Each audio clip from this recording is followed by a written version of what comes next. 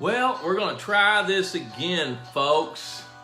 Hey, Mr. Pond Yep. Boss, Okay. tell us how. Hey, Mr. Pond A little bit Boss, weird today, let's folks. do it now. Hey, Mr. Pond Boss, you're the one Pond Balls Magazine. that makes fishing so much fun. Well, I woke up this morning and I headed for my... All right, we're going to crank this thing up. I don't know what happened, but I started it. It didn't start, so here we go. You know, my mama, I hope all y'all's mamas also said, if it ain't one thing, it's another. Well, here we go. Tonight, hey, we're going to have a great show. I got Nate Herman checking in.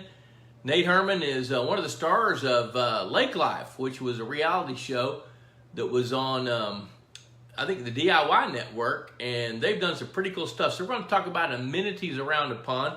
Hey, you guys know the drill.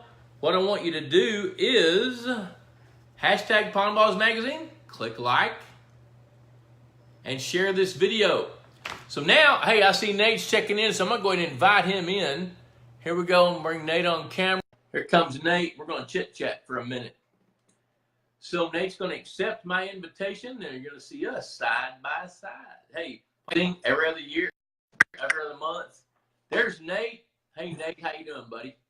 I'm doing pretty good. How you doing today, Bob? You know what? We got off to a little bit of a slow start tonight. I don't know, my mama, I know what your mama, I love your mama, and I know she said this, if it ain't one thing, it's another, right? Yeah, and when it comes to technology, it's all of that with me. That's right. Well, hey, I'm so glad you're here, man. We're gonna have a good evening. I want to do a couple of things, do a little housekeeping, and you and I are going to chit chat. Everybody that's seen this show, they know the drill. I want them to say, put hashtag Pond Boss Magazine in the comments section and share the video to your timeline. That way you can get a bigger audience and everybody gets to see Nate and hear what Nate's got to say. You know, it's pretty cool. I guess it was probably 2007, maybe, Nate. You came to the first Pond Boss conference, but you didn't tell anybody you were here, right? That's correct. Incognito.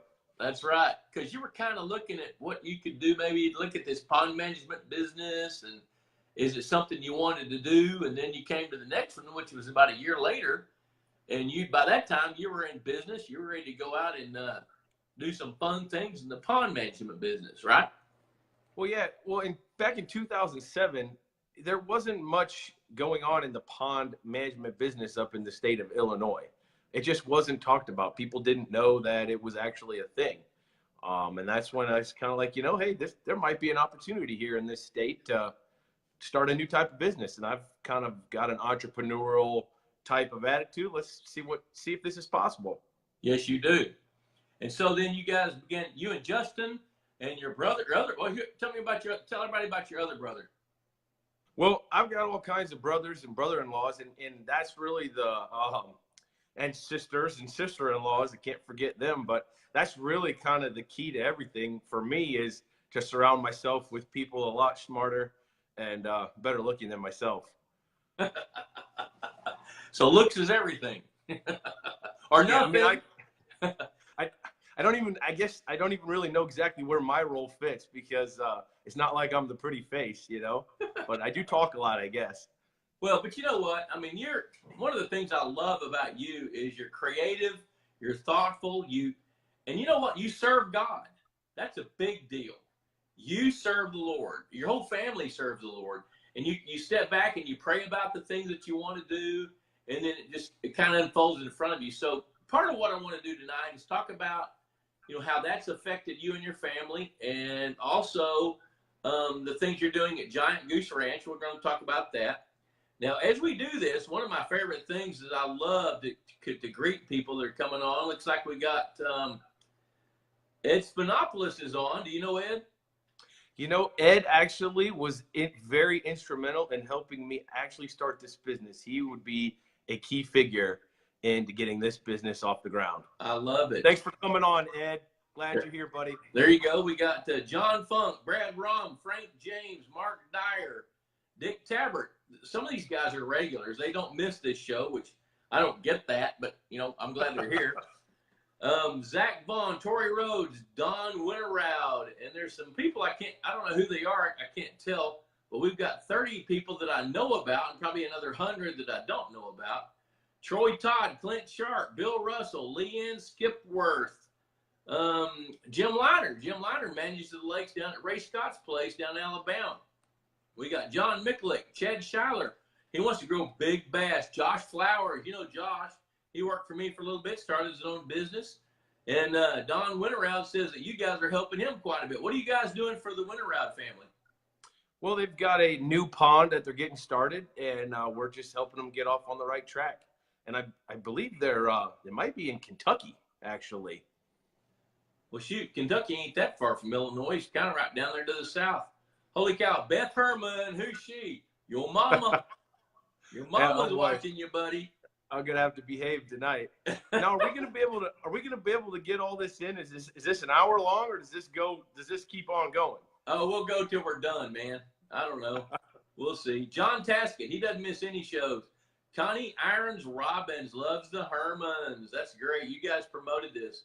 So Nate, you know what? Let's take a minute. Let's track back to the beginning and kind of bring people up to date as to who you guys are, what you do. So you know, the first time I met you was at the first Pond Boss conference, but like we said a while ago, you were kind of incognito. You were really seeking information. In the second Pond Boss conference, which was about a year later in Arlington, Texas, you announced yourself and you guys were going to put together a pond management business. But let the people around here know what happened. How did you get from where you were then to where you are now? Let's do that. All right, I'm going to do that in just a second. But you see the name Mary Jo Williams Yegi? Yes. She noticed that I didn't change clothes from earlier because I actually took her and her husband fishing, and we caught a grass carp that was, let's see, you can't see in there, but I mean, it was a big grass carp, and she was hugging it, and I was hugging it, and we were all slimed up together. But it was a very fun memory. Well, it was a good day. Let me help Mary Jo. I talked to Nate yesterday, and he had the same clothes on from yesterday. So we're like way past all that, right, Nate? I think I might have brushed my teeth in between, but my fingers are still got worms all over them. There you go. I love that because you're hands on. You're in it. You're doing it. You know, tell people about the beginning. Some of the passions that have driven you guys, you and Justin and the whole family. Just kind of bring people up to speed on where you were, then your journey, and now where you are now. Do that. Okay. Let's take a few minutes about that. So my family grew up in the custom home building business. My great-grandfather started building homes back in 1949. And my grandfather, my dad, and my uncles and brothers, they all kind of followed suit.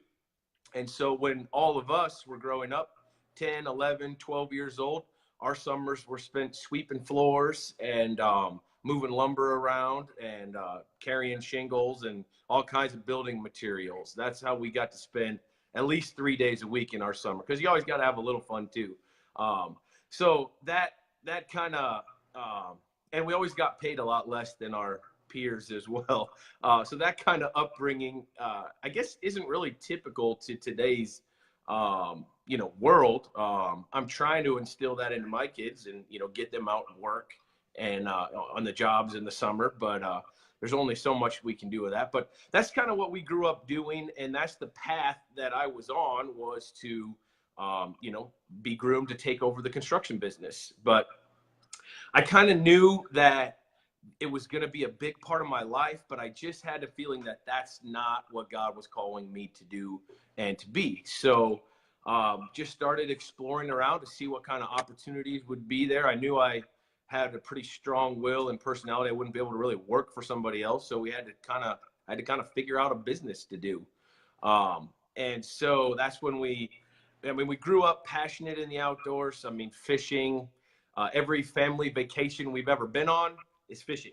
If you look back, if there happens to be any photos of the past, it's usually involved a fishing pole or actually holding a fish.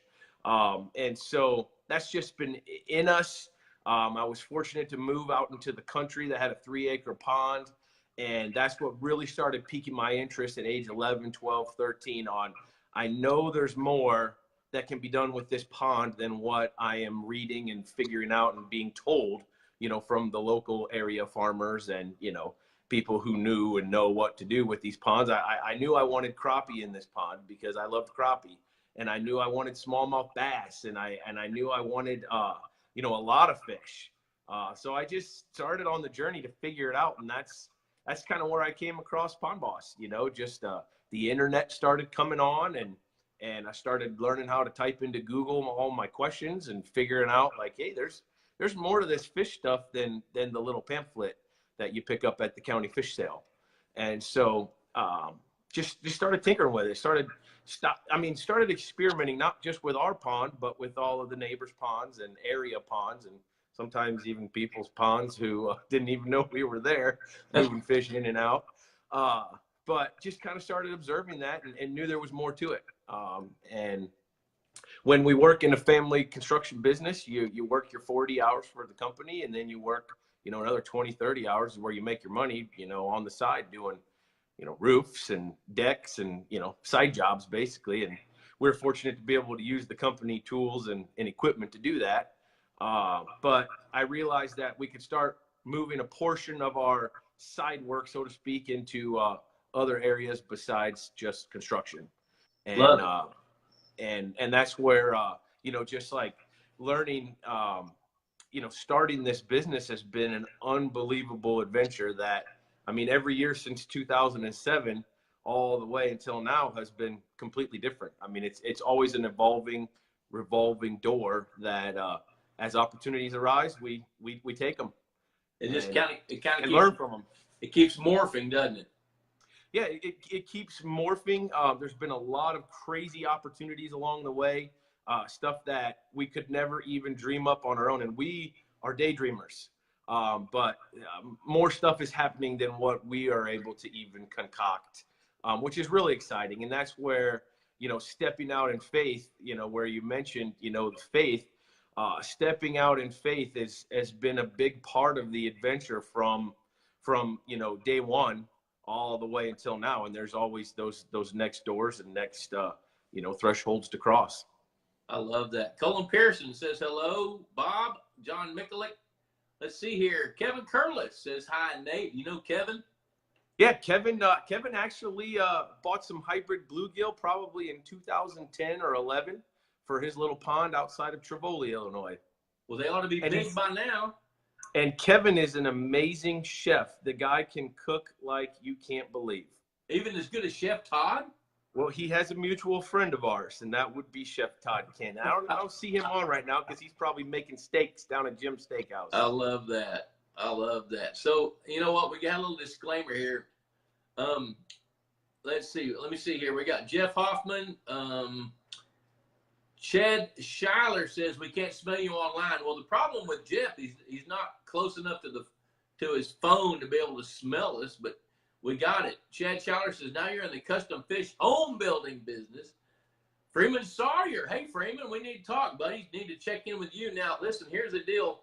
Let's see here.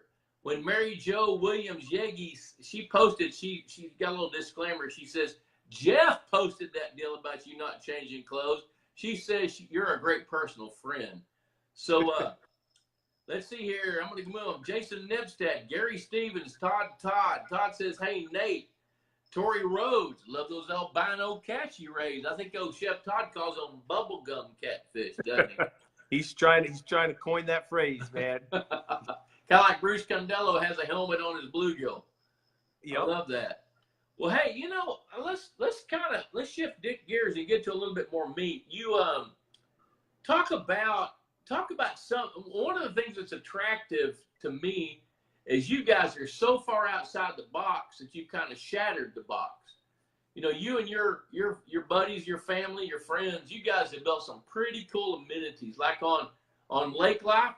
Tell a little bit about how the show Lake Life came on, and then go straight from that, if you don't mind, and talk about some of the cool things you've done for the kids, some of the amenities around the pond, because that's really my topic tonight is amenities. So let's go talk about Lake Life, and then let's move on into some of the amenities. So one thing you'll have to learn with me though is just one instruction at a time, because I can only multitask with one thing. Okay, you're going to multitask. Let's talk about lake life. How did lake life happen? The TV All right, show.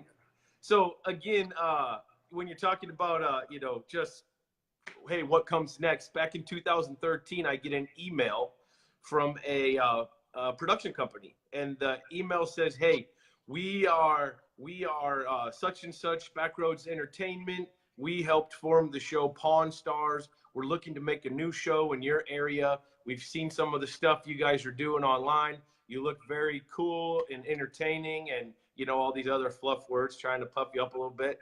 And we'd love to know if you'd be interested in doing this."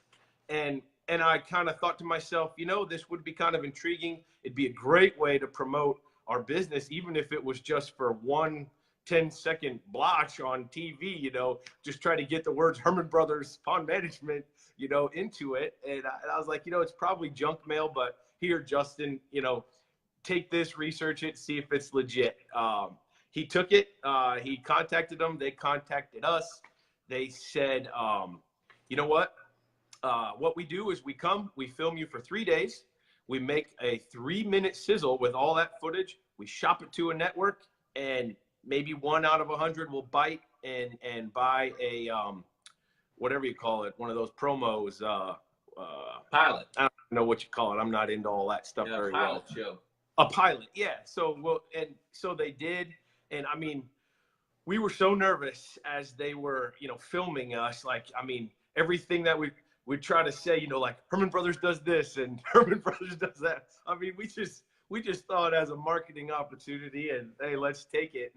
And they put together the sizzle. They shopped it to the network, and lo and behold, the DIY network bid on it, bought it, and we made 2 pilot episodes. And from there, they said, hey, this is going to be a 1 in 1,000, really, to get picked up for our first season. It wasn't a week later after those aired that they bought the whole first season and said, hey, start making TV shows. And I mean, there was some direction, but it wasn't like, I mean, it was hey, we want you to build really cool stuff on people's lakefronts, kind of like some of the projects we've seen you do, and have at it. So we started figuring out, literally it wasn't 2 weeks later, and there was a full film crew there ready to go.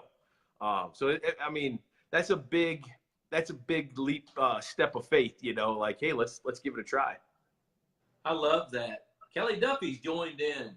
Our taxidermy friend Brendan's checked in. Chris Arnold says, hey, checking in Levitt in Lower Michigan. Dave Gruenwald, Mike Herman. Mike Herman says great things at Giant Goose Ranch. Talk about Giant Goose Ranch. You know what? Before you do that, one of the things that I'm so proud of you and your family for being able to kind of take that pond management concept and get it out nationally. There's somewhere between 4.5 and 6.5 million private ponds and lakes in the United States. And I'm going to tell you that less than 1% of those ponds and lakes are managed. That's somewhere between 45,000 and 65,000 lakes and ponds. My little pond management company, Bob Lusk Outdoors, we manage about 300 ponds a year. And that takes a full-time staff of 2 biologists and 3 other full-time people. So there's a lot of people out there that really don't understand that they can do some things to make their ponds and lakes better. And by you guys getting on network TV on the DIY network, you guys were able to kind of jump out there and show people that there's some pretty cool stuff. So, one of the fun things that I love is when Debbie and I came and we brought the grandkids and we got to go hang out with you and your family, and you had this cool dock and this reel of hoses where you could breathe air and sit under the water and let smallmouth bass bite you on the nose and feed them stuff. You guys sold that place, then you moved to Giant Goose Ranch, but you guys are doing some pretty creative stuff. Let's promote Giant Goose Ranch a little bit, and then we'll start talking about some of the amenity things. Tell everybody about Giant Goose Ranch. All right, so the Giant Goose Ranch is in Canton, Illinois, and it was started by a group of 10 guys back in about 1955. The coal mine company had just got done mining all the coal in the area, and they left a lot of pits, just to fill up with water and put fish in them. It took them a few years to fill up. They filled up, and now there's 52 lakes and ponds, most of them old strip mines, on this property. It's an 840-acre property, and our goal with this property is to get, right now is to get families introduced to the outdoors, to have fun outside, fishing, hiking, a little bit of hunting, biking, hanging out together, boating, campfires, cabins, campers, just get your families outside as opposed to inside. We've also got horses and chickens and horse babies and archery courses. I mean, anything and everything that you can think of to get your hands on, to get your family to have fun together outside. That's what we're trying to create at the Goose Ranch. So we purchased it 4.5 years ago, and we've been renovating it every spare moment ever since. So you've got everything from campsites to cabin sites on lakefront property that people can do they buy the lots, or do they lease the lots and buy a cabin? So you buy the cabin, or you buy your own camper and you lease the lot by the year. And so right now we've got 481 lakefront lots that we've created or renovated. And we've got maybe just 20 or 30 of them left. So we have available. So we've got well over 400 families, that are members out at the Goose Ranch. And we do a lot of other fun things too, besides just turning everybody loose. On their own, we do gospel cruises on Saturday nights on the pontoon boats. We do church services. We do fish fries and hog roasts and kids carnivals and archery shoots and just all kinds of fun activities. And we're very actively hands-on involved with all of them, because we've got 20 or 22 or 23. The count keeps going. That many nieces and nephews, or for my mom and dad, grandkids. And so the place is for our family to have a lot of fun too. I love that. Where do you get the pigs for the hog roast? One of the pigs we got from a local farmer from church. The other pig I think we got from Rabers. And actually, we took a group of high school boys out for a high school boys overnight camp out. And we brought the live pig actually and walked them through the whole process of taking this pig and eating it then the next day. Well, if you come to Texas, you can probably shoot a bunch and bring them home, but you know that. Yeah, and we're going to plan on doing that. Anybody out there in Texas that got some extra pigs, we're looking for more. We have extra pigs. Tom Bakula, John True. John True is in the deer raising business. He'd probably love to talk to you. Those guys, John produces some gigantic deer. Tom Davis from Ohio is on. Matt Rail, our good buddy from Indiana. Jeff Hoffman, Michael Gray, Mike Augustine. Let's see, Marla Howe, my next door neighbor's in. Debbie Dobbs Lusk. Oh wait, I'm married to her. She's in. She'll share that to her timeline. Hey, for you guys and gals that are watching the show, please share it to your timeline so we can get a bigger audience. Here's Dan Haney. Looks like I've chatted with Nat on Messenger. He's good friends with a couple of my Lake Erie buddies. He enjoys our expertise. So I guess if you and I combine our expertise, we're double experts, or who knows? Hey, talk about one of the things that I think is pretty fun. Some of the things that you guys have invented. I mean, I remember taking the grandkids, and you didn't want to go build a slide or buy a slide, so you built a slide.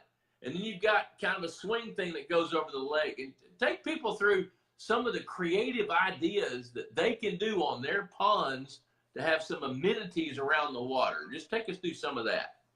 Well, amenities around the water can be big and grand, like the big rope swings or, big fixed, 200-foot water slides. Those are incredible. And we've built, since we built that first water slide, we've built probably 8 or 10 of those for people, that have come, used it and said, hey, I got to have this at my property. And actually, we built a 200-footer on the show Lake Life that you can see on Amazon.com. You can see exactly how that one was built because it's a whole episode. But people love fun stuff to do. So if you got a lake and it's just sitting there, just the water and the land around it, there's only so many rocks to find and throw, or, frogs to tangle with. You need more stuff to do.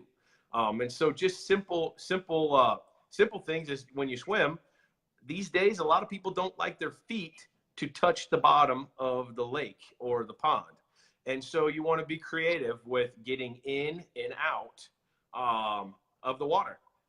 So, you know, docks, they make really good aluminum staircases these days, big heavy duty ladders, you know, and then once you do swim, you don't want to just swim out to the middle, doggy paddle around and swim back. You want to have a destination to swim to. So, I mean, there is a million different products that you can just buy to swim to and climb up on. And one of the most simplest products out there is a floating lake mat, which is typically like a 2-inch foam mat that floats, and kids can jump on it, you know, climb up on it, jump on it. The ladies can sit on it and lay out on it. I mean, those aren't even a product to build. That's just a product to buy, anchor down, and install. And that has increased our usage, like of our beaches at the Goose Ranch, I mean, by probably 200 or 300% just this year since adding the lake mat. How much does one of those mats cost? So stores like Sam's Club, Costco, and other retailers like that, you sell them for as little as $300, and you can find them online, commercial duty, for as much as $2,000 to $3,000. So somewhere between $300 and $2,000 you can buy a mat that the kids. So it's kind of like how do you anchor it in the middle of the pond? Kids swim on it or swim to it, then they can climb up on it and jump off of it and things like that. Yeah, and you know, I mean, 5, 10, 15 kids at a time can climb on that thing and just hang out.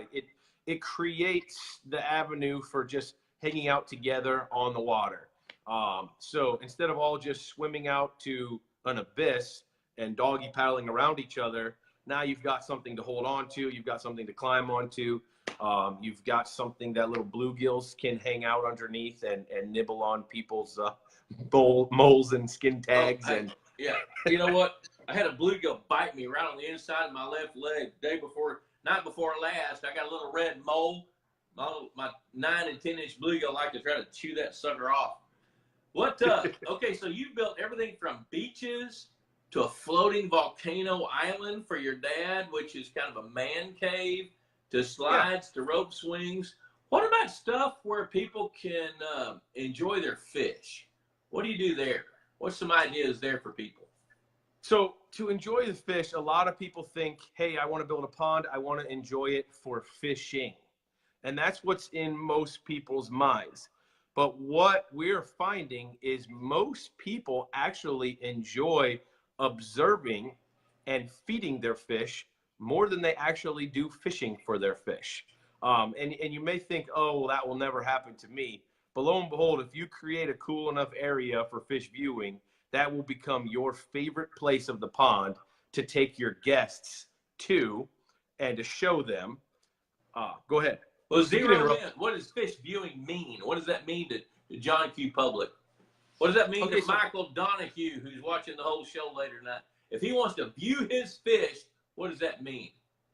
Okay, so if you want to view your fish, you can actually train your fish to come to a certain area, like a dock or a beach or a certain shoreline.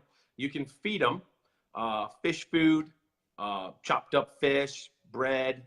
You can feed them all kinds of stuff to get them to come to that area, and then they will, when you come there, they will come there. And some key tips to making those areas would be, don't fish for your fish in those areas, because fish will learn, hey, when they bring a fishing pole out here, I'm gone. Or if you just feed for a whole season and you're not fishing there, you'll attract a large amount of fish of all different species. They'll all hang out there, and you get to watch them. So when you walk out there, you get to throw a little feed out there or bang on the dock or do what you do, and the fish will come, and you get to watch them. You get to name them. You get to learn. You get a it doesn't even have to be fish food. You can put out, green lights out in the water. And, when I put those in, probably in about 2005, 2006, I'd stay out till midnight just watching the fish swim, around in circles around them things, and watch the big fish eat the little fish, and watch the little fish eat all the little planktons and bugs. you know, that were going around. So there's a lot of things you can do to create a really fun area, and those areas are becoming people's most prized areas that they are so proud of. When they have a guest come to their property, they are marching them down to that dock, and they're going to go feed those fish and just get really excited about it. And then we've taken it a step further where it's not just feed the fish, you can actually train to swim with the fish. And that's what caught your eye and your attention, you know, back 8-9 years ago. It's been that long, you know, to come and swim with the fish and have them eat right out of your hand. That can happen in any lake or pond. You know, that's not just, I mean, that can happen relatively quickly. Usually about 3 weeks, we can train a bass to eat right out of our hand. You see those fun videos on Facebook where, you know, guys hanging over the dock and the fish, you know, eats basically his hand, or catches them by hand. If you're watching this, you can do that at your own place. Well, the cool thing that I remember that was so much fun, John Wilson says to say hello, by the way, and Rich Dresniak, Nate is the guy for growing big fish. You know, one of my one of the things I've learned from you guys is you've learned to experience a pond way better than what most people ever think of. And I love walking down the dock that you guys had at the place. Now, you guys had bought an old reclaimed mine years ago. And on the map, that lake kind of had a funky name. What was the name of that lake? Industrial Waste Reservoir. Industrial Waste Reservoir. Boy, now, if that don't make somebody want to jump up and go swimming, I don't know what does. But you guys built a dock. You had water clarity probably to 20 feet. And then on the dock, you built a dock that was several feet. Okay, so you had the dock and had a hole in the middle. And then you had a dock where people could actually sit underwater with a diver's mask and an air compressor that just pumped just a low pressure volume of air into their mouths. And we could sit there and just watch the fish. And I remember one of the videos that struck me was Justin sticking a live fathead minnow in his mouth and a smallmouth bass whacking him in the face, eat the minnow out of his mouth. You know, and so actually, Bob, on that note, one of the videos that we put on YouTube was my grandma, you know, kissing a fish underwater. So an 80-year-old grandma, we conned her into sticking a fish. She stuck it between her teeth and went underwater, and we captured this on video. And it was a big bass came and grabbed it, banged right into her full speed, and grabs the minnow. And, you know, it's grandma, you know, eating, you know, minnow. And that YouTube video did really well online. That is hilarious. Okay, so let me con my 80-year-old grandmother to sit underwater, stick a minnow in her mouth, and let a fish take. Okay, well, you know, that speaks volumes about your family there, buddy. And then, hey, that same day she went off the rope swing and the water slide, all on the same day. That was her, you know, big adventure for the year. For the year that day. She probably cooked supper for everybody. Hey, Pond Boss, $35 a year. Nate's going to tell you how good Pond Boss is in a minute, but $35 a year, that's what fuels the economy. So you can see videos like this and you can interact with great people like Nate Herman and the Herman brothers. As a matter of fact, if you will, hashtag Pond Boss Magazine in the comments section, click like and share this video to your timeline. You'll be entered for a drawing for a Pond Boss hat and a Pond Boss mug. Last week's winner, Kyle Edwards. Well, Kyle, you know what? I know you're going to watch this because you watch every one of them. We don't have your address. So send your address to info@pondboss.com and the girls will get this out to you. We had a couple of questions come in, Nate. I'm going to pitch those out. These came in through email. Daniel McQuarter, Danny Mack, he says, how do I get rid of fish parts after cleaning? Do I throw them back in the pond, leave them out for hungry wildlife, which would include our dog, which is not good, or some other disposal? The trash guys did not like my garbage last week. So when you guys harvest some of those bubblegum catfish and you fillet them or whatever you do when you're harvesting fish at Giant Goose Ranch, what do you do with everything that you don't eat? Well, at the Goose Ranch, you know, people that are just randomly cleaning their fish, they actually feed them to the raccoons out in the woods. But for us, when we're cleaning fish, I repurpose it and I feed it back to my fish. So what do you do though? I mean, you don't just take the carcass and throw it in the lake. Do you grind it up, or what do you do with it? You know, we've actually helped clients design and build really cool grinder systems where it goes right back into the lake, and then we stock like the catfish or bubblegum catfish, you know, that come and clean that up and eat it. But me, I just cut it up into small chunks, and then I'll take it and hand feed it to my fish. Of course you do. Of course you do. Now, what I've done in the past is I have ground that stuff up and then mixed it into my compost pile. From time to time, in small waters, I don't really like feeding that stuff back. If you do intend to feed it back to the pond, you need to grind it up. One of the worst infections I ever got was back in like 1981. I had a fish kill in one of my catfish ponds, and I went out there to seine catfish, but I didn't take all the dead ones out. I restocked it, fed the fish, and then pulled a seine through there. Stepped on a fish bone that went an inch up into the ball of my foot, and I couldn't walk for 2 weeks. You know, so grind everything up. Don't just put it right back into the pond. Grind it up. Right. Alan Amaral says he wants us to address Aquamax Sportfish Purina's fish food largemouth. Where does he source it? Now he says that it's his Purina sales guy says that it's sourced in Ohio, but the reality is it's actually sourced in Richmond, Indiana. Aquamax largemouth is manufactured in Richmond at the Richmond extrusion plant. So Nate, I mean, you've used that Aquamax largemouth product. Tell us what you've seen by feeding the fish. I mean, I heard you say a while ago you fed bread, Wheaties, whatever. But if you're feeding them a good high protein fish meal based fish food, what's the difference? And you've used Aquamax largemouth. Tell everybody about that a little bit. Well, the difference is astronomical in terms of growth. You know, some people just want to see their fish. Other people want to grow really big fish. And if you want to grow a big fish, it's got to be eating the best nutrients possible, because you are what you eat. If all you're doing is eating bread, you're not going to be able to gain the muscle mass, you know, that's needed to support yourself. So like, actually I was feeding stripers off of our swim with. So we've got a swim with the fishes area at the Giant Goose Ranch, and we feed the stripers Aquamax largemouth pellets. And they're about, I don't know if you can see that. They're about, what would you describe? A little bit bigger than a gumball? Yeah, they're about the big as the end of your thumb. They're like 3/4 by an inch. I think my thumb is a lot bigger than yours. Wait a minute. Now try that.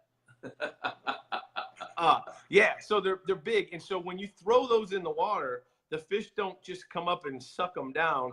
They attack them. They absolutely love the taste of those. So not only the nutrients, they love the taste of those. They come up, they attack them, and that's a lot of fun to see too. And so we use those when we really want to get fish in a feeding frenzy. We throw those big nuggets out there, and man, they jump out of the water for them. It's a lot of fun. So when you feed a better feed to these fish, they appreciate it and they attack it. So, you know, the thing about feeding bread to a carnivore is it's kind of like you and I eating donuts, you know, compared to a T-bone steak. You and I are going to fight over that T-bone, but that, you know, when you get old like me, you don't want to eat those dadgum donuts as much. You know what? Clint Loveday's checking in. John Krause lives in Illinois. He's a longtime friend. John was a radio host for a long, long time. He had an organic gardening show on WBAP and the Metroplex and other shows. And he's retired and he lives in Illinois, and he loves to listen to these kind of conversations. Frank James is asking a question. Frank James is from Shreveport, Louisiana, got a pond in East Texas. He says, Nate, do you find that the shade created by various amenities tends to attract fish seeking thermal refuge during the dog days of summer? Oh man, fish absolutely love shade. I mean, that's what you're looking for when you're out fishing, you know, just for natural, you know, fishing and looking for natural cover. You're always looking for the shaded side during the heat of the day to try to find that fish resting there. And it also creates good ambush, not only the amenity or structure itself, but the shade itself creates ambushing opportunities for fish that that fish, I'm going to get into answering your question, Frank. Fish are a lot smarter than most people give them credit for. People think, hey, stock some fish over here by this dock, and then go stock some fish over on the other side of the lake, and then go stock some fish out in the middle so that I can make sure to have fish around, my whole lake instead of just on this one side. But fish actually learn real quick every square inch of their underwater habitat, and not only every square inch, but through the various times of day and the times of year, they learn where they want to be. And the biggest fish get the best places, typically.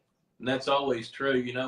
I looking at Facebook this morning, and there was a guy that posted a depth finder image, and he showed where there was a bunch of hooks on his depth finder sitting right on top of the thermocline, maybe even in the thermocline in that particular lake. One of the things that I've learned over the years is that fish would much rather, this time of year in the dog days, when our water temperature may be in the mid 80s, they would much rather have water a little bit cooler, 4 or 5 degrees cooler, than having maximum oxygen. And you got to keep in mind that big fish, they may not feed but maybe twice a day or 3 times a day, depending on the size of meal. So when you figure that out, and they feed for every bit of 2 minutes a day, that leaves 23 hours and 58 minutes that they're not feeding, or they're looking for a comfortable place to be. And shade's a pretty good spot for that, because they're looking for cooler water in the dog days. Oh, totally. Us as people, we naturally gravitate towards the shade, whether you realize you are or not. But when it's hot out and it's sunny out, you're looking for shade. That's right. And fish are the same. Even some of the fish up here, being up north, some of our fish have eyes that are sensitive to the light, and so they're definitely looking for shade. I was studying Google Earth a little bit today, and it's really interesting because you can look at ponds in the Midwest compared to the ponds in the Southeast and ponds in the Southwest. And one of the things that's really intriguing to me is ponds in the Midwest, like in your part of the country, I'd say Iowa, northern Kansas, Missouri, Illinois, up through Wisconsin. There's a lot of ponds in there that may not be real big, but it looks like, and some of them are just completely surrounded with riprap. So I'm going to switch gears a little bit here. People look at their ponds differently now than they did when I started back 40 years ago. 40 years ago, they were stock tanks to provide water to water livestock. Now people are building ponds with a purpose. So one thing I wanted to talk about is, what are some of those things outside the box that people could think about that they can do with their ponds beyond the obvious? The obvious is, let's grow some good fish. Let's have some fun fishing. Maybe let's swim a little bit. What are some things that people can do with the pond to make it healthier and better? Some of the amenities that we might not think about. Gotcha. Well, when you're talking about the different ponds around the Midwest, I'm going to relate that to custom home builders. There's the builder of the pond leaves a big stamp and impression on that pond. All of his experiences, all the things he likes, all of the things that he typically will design are going to be, to some degree in every pond he builds. In the building business, you can always know a Noah Herman Sons built house because they have certain features, that tend to go along. So like I travel around the Midwest, Iowa, Indiana, Missouri, and once I see a certain type of riprap, I can say, oh, so-and-so built your pond, and they could just be like, how do you know that? Or I see certain features in the bluegill, oh, such and such hatchery stocked your pond. And there's those themes that you see over and over again. And if the Hermans are involved, you'll see certain Herman features like, oh, I've only seen this at a Herman's place, these types of docks or these types of beaches. And when you're talking about those amenities, we talked a little bit about it. Swimming is a big deal in a lot of ponds and lakes around here. So your beach. Today, we're building a lot of beaches. My brother-in-law, Jared, heads up that division, and he's building lots of beaches and lots of docks, but I'm seeing a trend of, instead of using sand, I'm seeing a lot more concrete. People these days they don't actually like to sit in the sand as much as they think they do. And they don't like to, when you're cleaning up poop waterfowl waste and all that stuff, it's a lot easier on concrete than it is in the sand. So over time, it's easier to maintain concrete. Your beach chairs can hang out on it. It's not good for making sandcastles and digging holes, but most of today's moms that are watching their kids don't actually want to sit in the sand. They want a hard surface. So we're seeing those trends more and more of the hangout areas not being sand. So that's something we're seeing. We talked about the lake mats, and then your traditional floating docks, and you can buy the water trampolines and all the other fun stuff. But I don't even know if I'm answering your question, but I've been talking, So, no, that's good. That's good. And then docks, the big question that people have with docks is what kind of deck boards should I use for my dock? You get into the composites, which some people think, oh, they're so great, but actually when they're around the water, a lot of the mid-grade composites, which are in the $30 to $60 per deck board range, they're actually not holding up any longer than wood is. They're fading a lot faster. The integrity of them isn't even holding up very well. And you're just paying more and you're not getting any longer out of them. So what should people buy? So then you can get into higher grades of actual plastic, like a lot of recycled milk jugs or, recycled plastics. Those deck boards typically are running in the $60 to $90 range. You get into some AZACs and, there's a lot of the higher grade stuff coming out. But again, now you're talking about, $80, $90, $100 for a deck board. You're getting to be a pretty expensive dock. What's it called? If you're going to buy that product, what's it called? It'd be plastic or AZAC or recycled material. So it's not going to be called a composite. A composite. Okay, so if somebody wants to buy something, saying somebody wants to look at pricing a dock that they want to last 20 years and they want to buy something composite, or if they want to buy a slide, or if they want to buy some pond toys, where's a good source? Where could they buy that stuff? Typically, your sources are going to be your local lumberyards. There's not really a website that I'm aware of that just ships you, very good high-end dock board. Okay, so if I said, hey, Nate, I want to buy a very cool slide. I'm going to build right next to my swimming pond. I'm going to build a swimming pool, a natural swimming pond. Where would be a good place to buy a slide for that? We searched the internet for pool slides, pond slides. There really isn't a very good source for something that I would just recommend. Hey, you've got to get XYZ product because they make the best. Okay. But typically we're just custom building, or we're retrofitting. But there really isn't a great just pond slides. Wow, sounds like the next business. Some guy named Justin Herman just joined up here a few minutes ago. Our taxidermy friend Brendan, and of course Justin. Does he know how to read yet? He's getting there. He doesn't. His phone will read him his text messages, right? We love Justin. Actually, Justin's my younger brother, and he's actually the brains of the operation. He is one of the shrewdest guys I've ever met. Yeah. When you're out working, nothing ever goes as planned. It doesn't matter how nice your equipment is. It's never going to just go as planned. And that guy can figure it out on how to get it done. He always does. He always does. He's got you know what? One of my favorite things about Justin, he's got a fantastic wife and some wonderful. And wait a minute, so do you. Oh yeah. So you guys got the support staff. Our buddy, our taxidermist Brendan, he says, I just put a floating fountain in my pond and underwater aeration. Do you recommend me to run these 24/7 or should they be on a schedule? Most of the time fountains we'll typically just run when we're going to view them the most. But lake bottom aeration systems, most of the time we're running them 24/7. And up in our climate, we're running them typically April through October. Is how we typically do it for most applications. Now, there's always outside the box applications or techniques or just reasons or experiments that we get into. But for the most part, it'd be 24/7, April to October.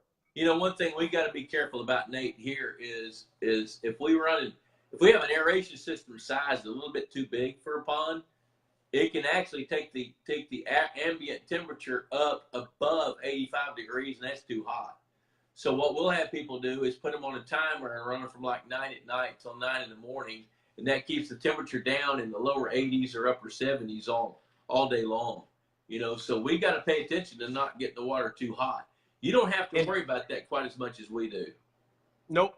Not very often at all. But you see Randy Rudabaugh, who just checked in? Yes. If you ever want to go walleye fishing ever in your life, that man is one of the best walleye fishermen in the entire country. Okay, so how do we find him? You find him up on Mark I Sport Fishing, up on Port Clinton, Ohio, fishing on Lake Erie. And those guys, Randy and Ray Leach, who should be checking in soon, and he's going to get scolded if he doesn't. Those two guys right there, they put me and my brother-in-law Jared on 10 walleye over 10 pounds in 2 hours. Wow. Yeah. Yep. And we've got them all hanging on our wall. Up there, they actually keep the big walleyes. Wow. Unbelievable experience that unlike anything I've ever experienced in my life. So if you're ever looking to go walleye fishing, you get in touch with them guys. I love that. Chris Cartwright's checking in. Vicky McKnight's checking in. Juan Arellano. Yeah, buddy. Let's see. Jacob West, he's a good friend of ours. He's building a lake probably about 25 or 30 miles west of where we are. At some point, they'll finish it, get some water in it, and we'll put a few fish in it. You know, Nate, we busted through almost an hour at 7:26. What, let's see here. Let's see, Rick Driesnack. Look forward to watching the whole thing later. I love that. Okay, so he got a good plug. If people want to get in touch with him again, how do they do that? Get in touch with Rich. With Randy? I'm sorry, yes, Randy. Mark I Sport Fishing. Mark I Sport Fishing. Okay. Yep.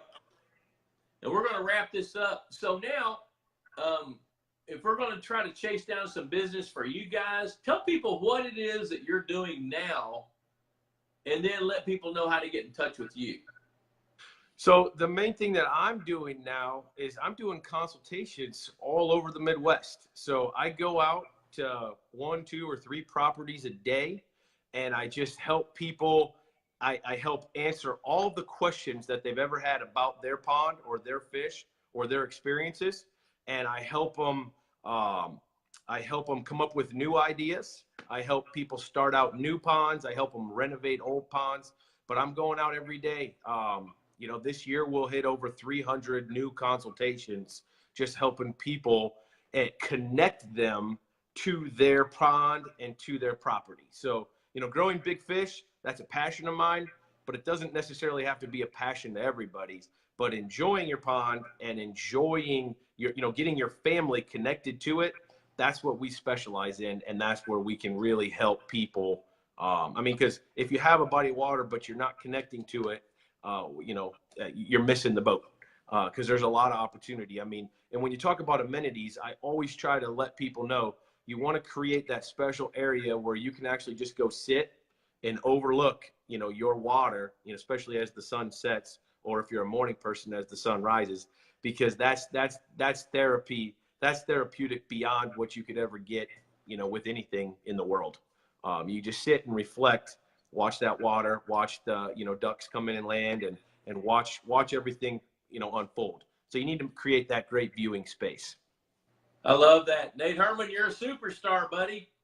Hey, you're the superstar, man. I wish I could have had a chance to tell more about, back in 2008, it was, you did a charity auction to come and stay at your house.